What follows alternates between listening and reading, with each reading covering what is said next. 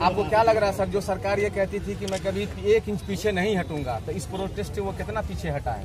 देखिए, उन्होंने एनआरसी पे कंफ्यूज करने की कोशिश की है। मोदी जी जिन्होंने प्रेसिडेंट से पार्लियामेंट में पढ़वा दिया कि हम एनआरसी लाएंगे, और प्रेसिडेंट की जो तकरीर होती है पार्लियामेंट में वो उनकी अपनी नहीं होती है, सरकार की होती है, मोदी सरकार ने। और दिसंबर में मोदी जी कहते हैं कि कैसा एनआरसी, क्या कौन सा एनआरसी। और अभी 2 दिन पहले सुप्रीम कोर्ट में उन्होंने लिख के दिया है कि एनआरसी को, हर सोवरेन कंट्री को एनआरसी करना चाहिए। करेंगे या नहीं करेंगे, हम लोग यही चाहते हैं कि एलानिया तौर पे वो कह दें कि हम एनआरसी इस मुल्क में जरूरत नहीं है, नहीं आएगा।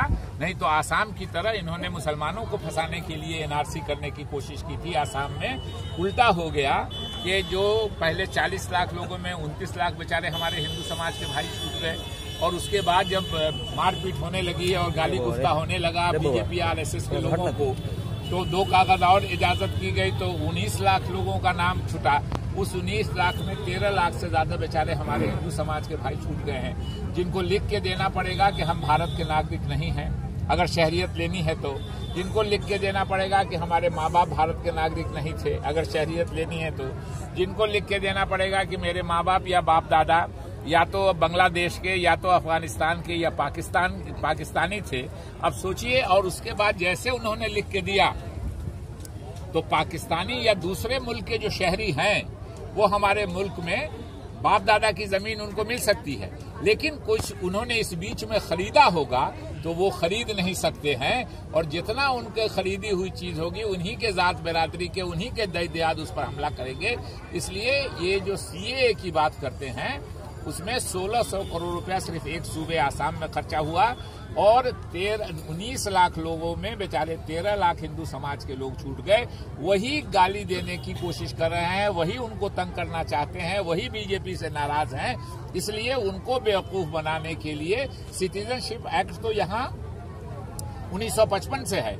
अभी अमित शाह जी ने 3 महीना पहले पार्लियामेंट में जवाब दिया है कि 566 मुसलमानों को उनकी सरकार ने शहरियत दी है, नागरिकता दी है हिंदुस्तान की। तो बेचारे हिंदू समाज के लोगों को बेवकूफ बनाने के लिए, मूर्ख बनाने के लिए जो बीजेपी की कार्रवाई है उसी पे अमल किया है अमित शाह जी और मोदी जी ने। अच्छा सर, आखिरी सवाल सर आखिरी सवाल।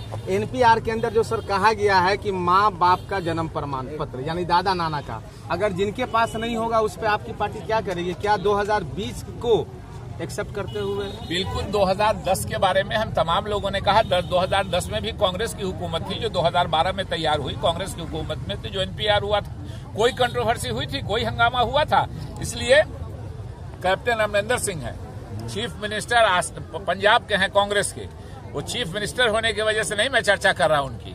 वो कौन है आपको मालूम है?